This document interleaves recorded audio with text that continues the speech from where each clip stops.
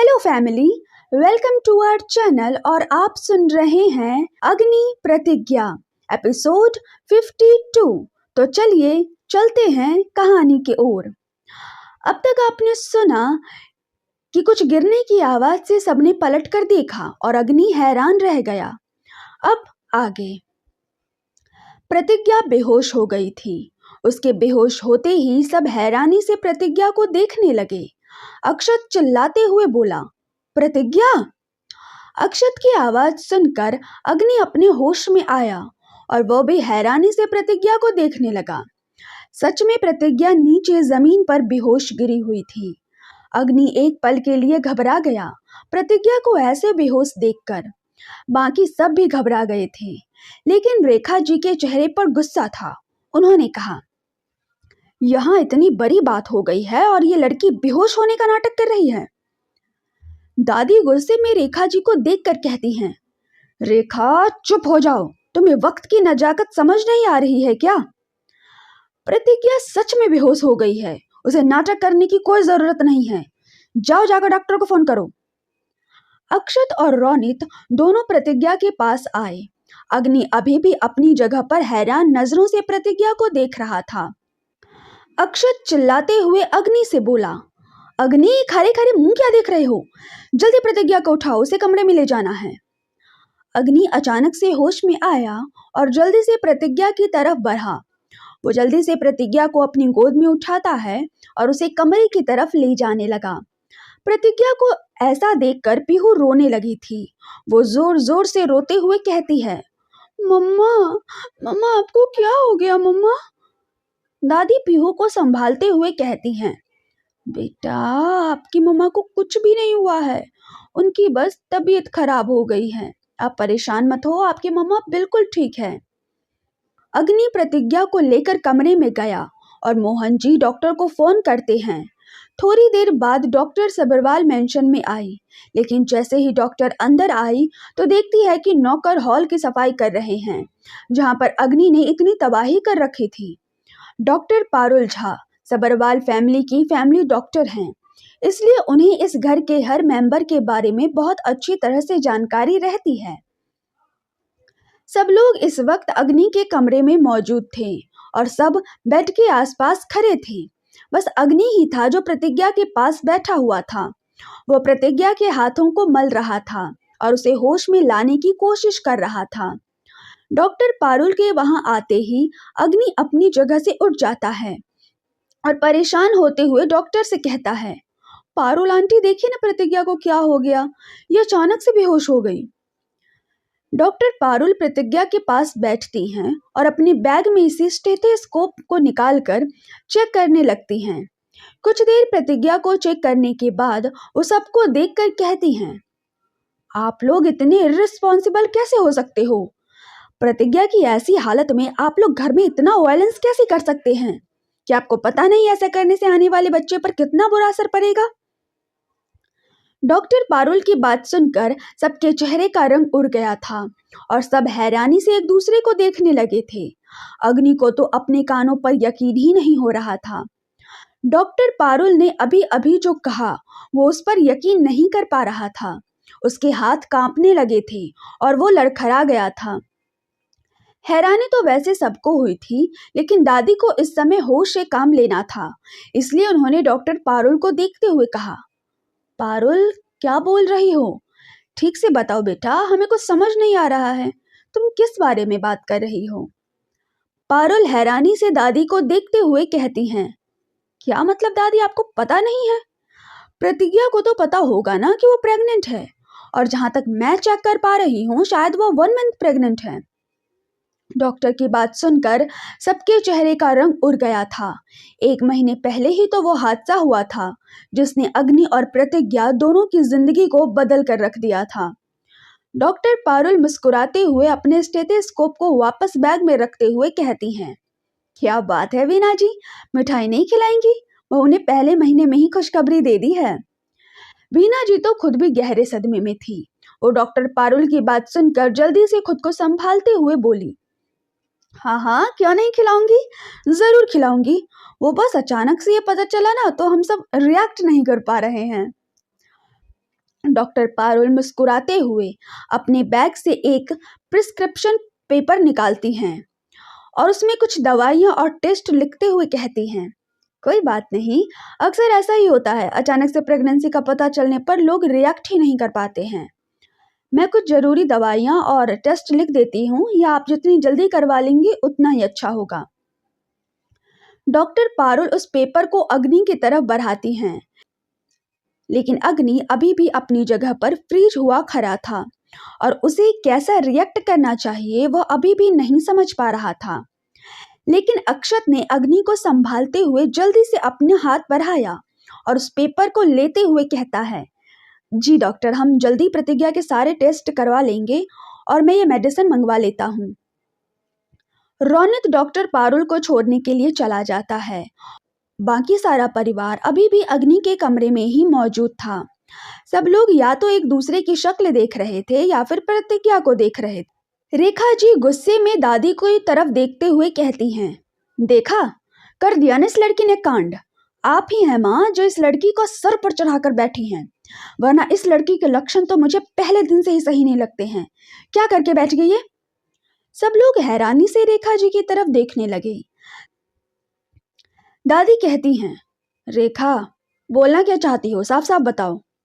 रेखा जी ने गुस्से में कहा, अब साफ साफ क्या बताऊं माँ, मुझे तो ये कहते हुए भी शर्म आ रही है। पता नहीं आप लोगों ने अभी तक इस पर रिएक्ट क्यों नहीं किया है। पता नहीं किसका पाप है जो ये लड़की हमारे अग्नि। बड़ी माँ। उस कमरे में अग्नि की गरजती हुई आवाज सुनाई देती है।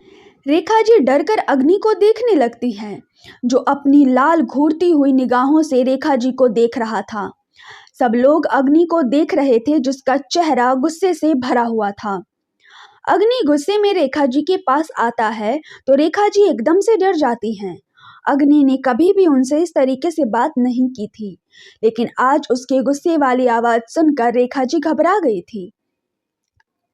अग्नि रेखा के पास आते हुए कहता है, मुझे पता है बड़ी माँ कि आप प्रतिज्ञा को पसंद नहीं करती हैं, लेकिन इसका मतलब ये नहीं है कि आपको हक है प्रतिज्ञा के कैरेक्टर पर उंगली उठाने की। प्रतिज्ञा को इस घर में रहते हुए 1 महीना हो गया है और मुझे लगता है इस 1 महीने में तो आप लोगों ने इतना समझ ही लिया है कि प्रतिज्ञा किस तरह की लड़की है। उसने बिना किसी स्वार्थ, बिना किसी मतलब के आप लोगों की सेवा करने में कोई कमी नहीं छोड़ी है। पीहू को उसने जान से ज्यादा प्यार किया है और बड़ी माँ आपके पैरों में जब भी दर्द हुआ है वो प्रतिज्ञा ही थी जिसने आपके पैरों की मालिश की है। मुझे नहीं लगता है कि इस घर में किसी को भी प्रतिज्ञा से कोई परेशानी है।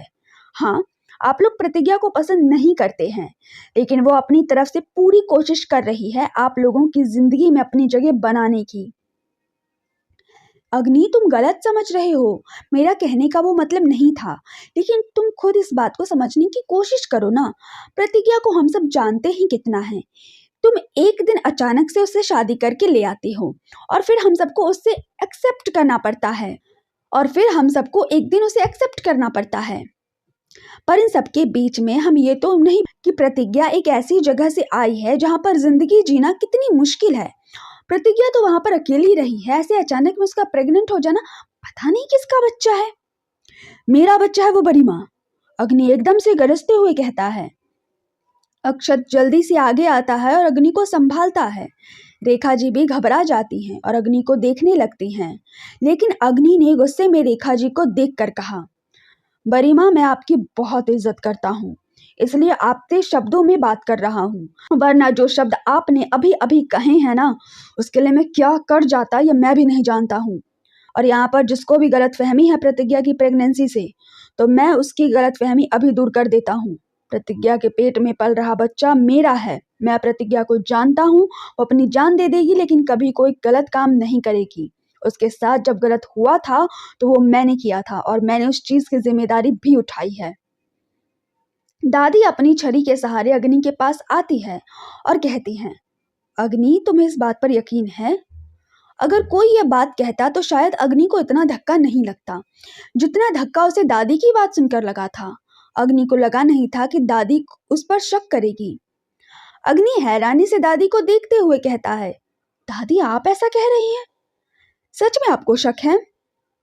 दादी कस के अपनी आंखें बंद करती हैं और ना में सिर हिलाते हुए कहती हैं, नहीं अग्नि, मुझे प्रतिज्ञा पर पूरा भरोसा है। बल्कि मैं तुमसे कह रही हूँ, क्या तुम्हें यकीन है कि तुम इस बच्चे की जिम्मेदारी उठाने के लिए तैयार हो? मतलब तुम्हारी और प्रतिज्ञा की अभी उम्र ही क्या है, और अभी अभी तुम दोनों एक साथ हुए हो। ऐसे में ये बच्चा। लेकिन अग्नि ने दादी का हाथ थामते हुए कहा, दादी, जब प्रतिज्ञा इस घर में आई थी तब आपने मेरी हालत देखी थी ना। तब याद है आपने मुझे क्या कहा था? आपने मुझे ये कहा था कि प्रतिज्ञा मेरे भाग्य से जुड़ी हुई है। जब प्रतिज्ञा मेरा भाग्य है तो मैं इस बच्चे की जिम्मेदारी कैसे नहीं उठा पाऊंगा? ये बच्चा भी तो मेरी किस्मत ही है ना। होने वाला बच्चा सिर्फ प्रतिज्ञा का अकेले का तो नहीं है, वो मेरा भी है। और मैं अपनी पत्नी और होने वाले बच्चों की जिम्मेदारी उठाने के लिए तैयार हूँ। अग्नि की बात सुनकर सबके चेहरे पर जो हताशा थी वो दूर हो जाती है। दादी प्यार से अग्नि के सर पर हाथ फेरते हुए कहती हैं, मेरा छोटा सा अग्नि कितना बड़ा हो गया है। अग्नि मुस्कुरा देता है और फिर सबको देखकर कहता है, और हाँ, आज के बाद घर में तनाव का माहौल नहीं होगा और ना ही घर में कोई इस तरह से बात करेगा जिससे प्रतिज्ञा को स्ट्रेस हो। तभी प्रतिज्ञा के हाथों की उंगलियां हिलने लगती है। पीहू प्रतिज्ञा के पास थी। वो प्रतिज्ञा को देखकर कहती है, चाचू, मम्मा के हाथ हिल रहे हैं। अग्नि और सबका ध्यान प्रतिज्ञा के ऊपर जाता है, जहां पर प्रतिज्ञा की आंखें धीरे धीरे फरफराने लगी थी।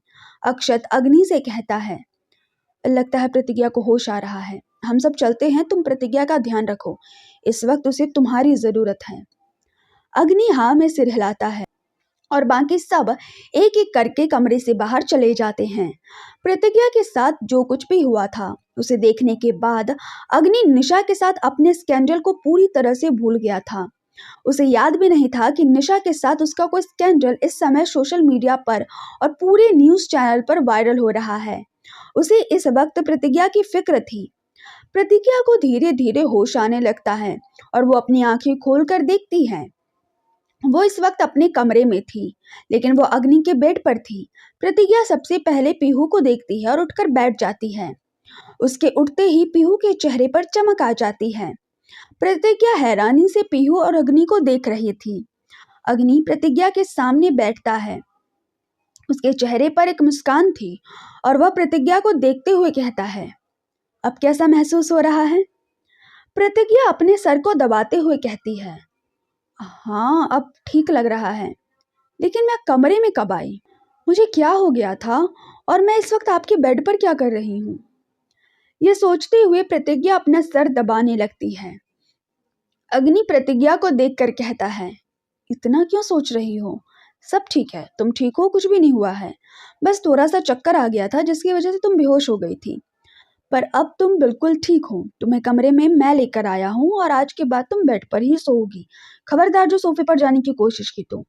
अगर तुम कंफर्टेबल नहीं हो तो मैं सोफे पर चला जाऊंगा, पर तुम्हें सोफे पर जाने की कोई जरूरत नहीं है। प्रतिज्ञा हैरानी से अग्नि को देखने लगती है और उसकी बातों को समझने की कोशिश करती है। तभी प्रतिज्ञा को याद आता है कि अग्नि का निशा के साथ स्कैंडल वायरल हुआ था और उसके बाद अग्नि कितना गुस्सा कर रहा था। उसे याद करके प्रतिज्ञा घबराते हुए कहती है, वो न्यूज जो आपके और निशा जी की। लेकिन अग्नि ने प्रतिज्ञा को बीच में रोकते हुए कहा, मैंने कहा ना, तुम्हें कुछ भी सोचने की जरूरत नहीं है। मैं और अक्षत भाई सब देख लेंगे, तुम बस अपना ख्याल रखो और उसका ख्याल रखो। प्रतिज्ञा थोड़ी हैरान हो जाती है। अग्नि किसके बारे में बात कर रहा है? प्रतिज्ञा हैरानी से कहती है, आप क्या कह रहे हैं? किसका ख्याल रखना है मुझे? तभी पीहू झट से खड़ी हो जाती है और बेड पर कूदते हुए कहती है, मम्मा, आपके पेट में बेबी है। मुझे दादी ने बताया कि आपके पेट में मेरा छोटा भाई है या मेरी छोटी बहन है। प्रतिज्ञा की आंखें एकदम से बड़ी हो जाती हैं। पीहू की बात सुनकर वो हैरान नजरों से अग्नि को देखने लगती है।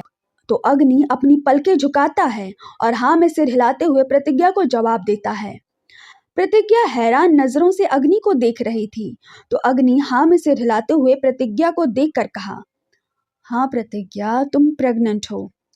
प्रतिज्ञा की आंखों के सामने वो नजारा एक बार फिर से आ जाता है। जब वो अग्नि के साथ होटल के कमरे में थी, उसका दिल भारी हो रहा था और उसके हाथ कांपने लगे थे। अचानक से प्रतिज्ञा की आंखों में आंसू आ गए और उसने अग्नि को देखते हुए कहा, प्रेग्नेंट? मतलब उस रात ये बच्चा, मैं वो अ, प्रतिज्ञा इतनी घबरा गई थी कि उसे बोला भी नहीं जा रहा था। अग्नि प्रतिज्ञा की घबराहट अच्छी तरह से समझ पा रहा था। ये बच्चा उन दोनों के लिए अनएक्सपेक्टेड था, लेकिन था तो ये उन दोनों का ही। ऐसे कैसे वो अपने बच्चे को एक्सेप्ट करने से इनकार कर सकते हैं। अग्नि इस बच्चे को एक्सेप्ट कर चुका था, लेकिन प्रतिज्ञा के चेहरे की हैरानी देखकर अग्नि समझ गया था कि प्रतिज्ञा घबरा रही है। वो जल्दी से प्रतिज्ञा के पास आता है और उसके कंधे को थामते हुए कहता है, प्रतिज्ञा आराम से, तुम्हें घबराने की जरूरत नहीं है, सब ठीक है। लेकिन प्रतिज्ञा घबराती और रोते हुए अग्नि को देखकर कहती है, लेकिन इस बच्चे के आने से सब लोग क्या सोच रहे होंगे, सब हमारे बारे में क्या सोच रहे होंगे, मेरे बारे में क्या सोचेंगे, हमने तो बच्चे के बारे में सोचा भी नहीं था। तो आप सुन रहे थे love betrayal and force marriage के स्टोरी अग्नि प्रतिज्ञा। ये कहानी आपको कैसी लगी कमेंट में बताइए। चैनल को सब्सक्राइब कीजिए, लाइक कीजिए, शेयर कीजिए और हमारे साथ बने रहिए। Thank you.